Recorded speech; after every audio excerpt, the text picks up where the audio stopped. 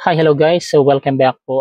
In today's video, pag-uusapan po natin itong si Tala Loan Apps.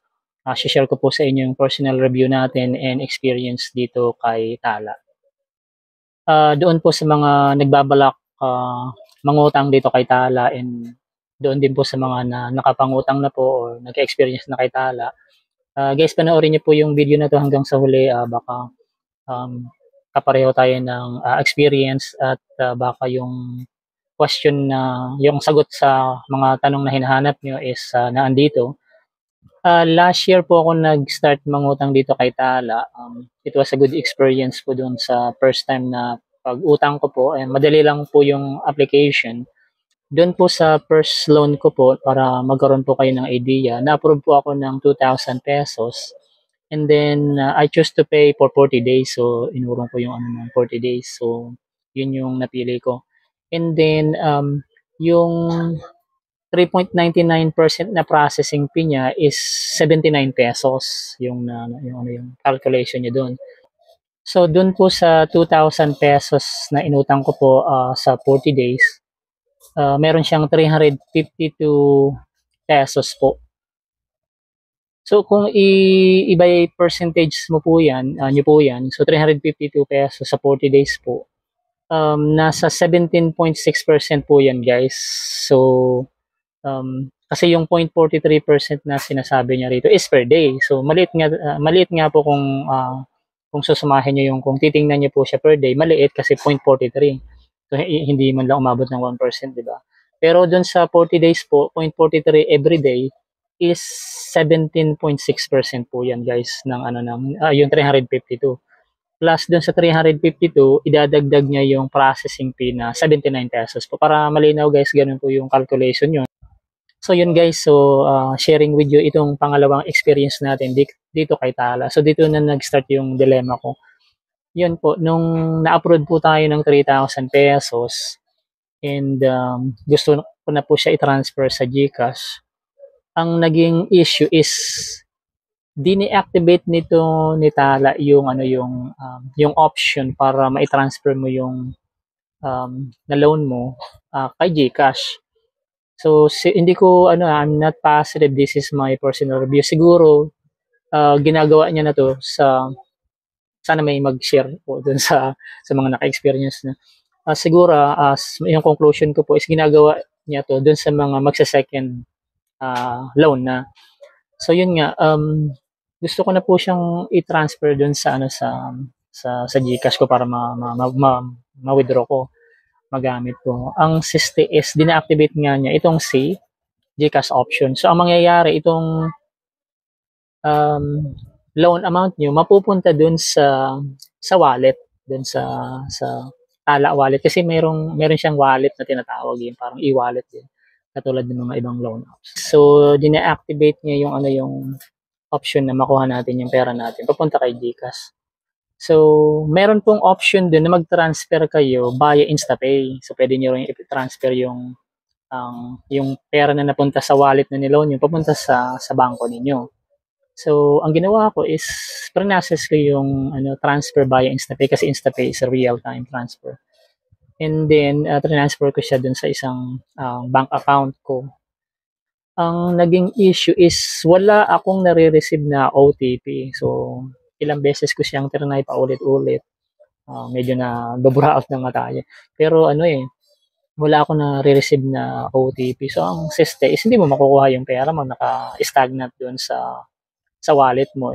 Doon sa wallet ng Tala wallet is, yung Tala wallet na yun is, ang option lang is pwede mo lang gamitin sa pagbabayad ng mga bills, para mga ganun. Kasi kung gusto mo i-transfer sa iba, kailangan ilagay mo yung OTP na sinend nila. Kaso wala eh. So, ang nangyari nito, na tayo sa halip na magamit natin yung pera na niloan natin, which is maliit lang naman talaga siya. Pero, in times na emergency, na kailangan mong gamitin yung pera, hindi mo magagamit kasi naka-stagnant lang doon. So, ano yun, kasi na-release na yung pera. So, may tubo na yun. Kung babayaran mo siya, may tubo na siya. So, hanggang dumating yung yung due date. So, pag hindi mo binayaran yun is magkakapatong-patong na magbabayad ka ng late payment na 5% pag pumalo and due date na hindi mo babayaran, kasi hindi mo naman ginamit yung pera, di ba? Nasa nasa apps lang nila.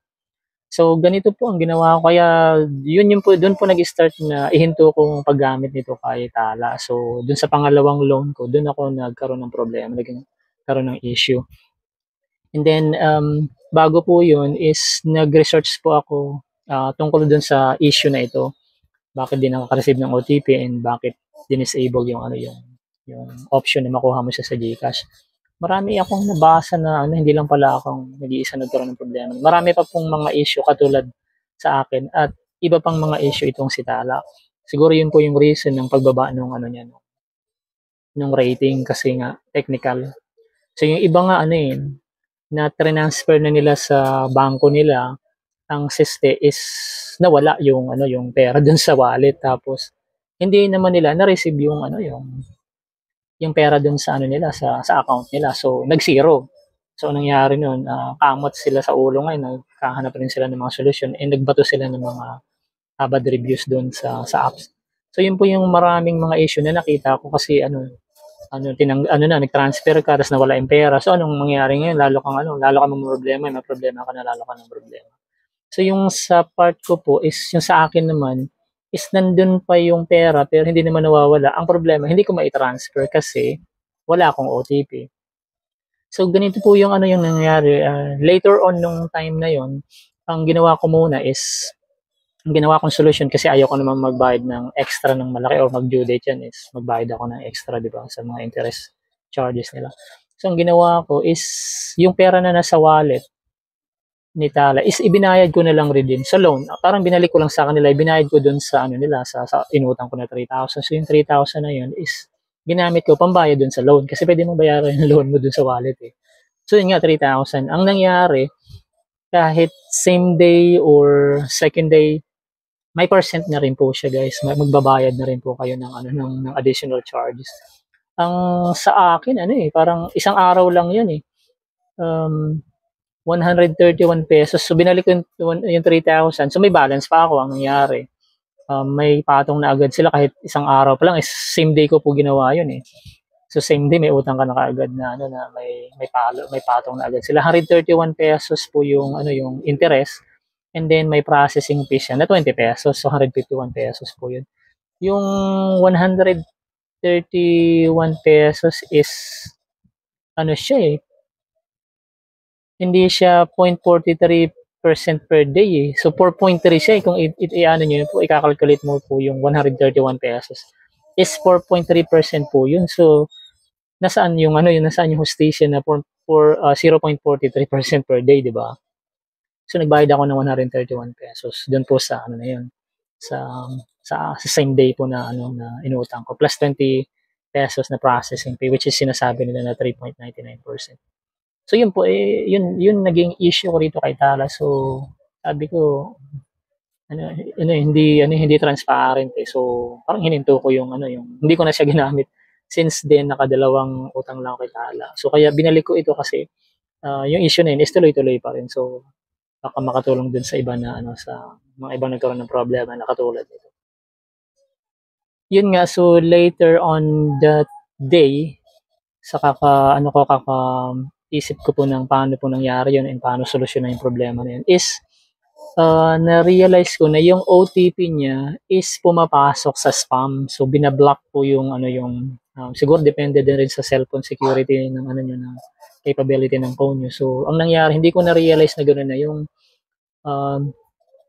yung OTP niya is pumapasok doon sa spam. So guys, pag meron kayong issue na gano'n na hindi niyo nare-receive yung OTP niyo, punta po kayo doon sa spam folder niyo po.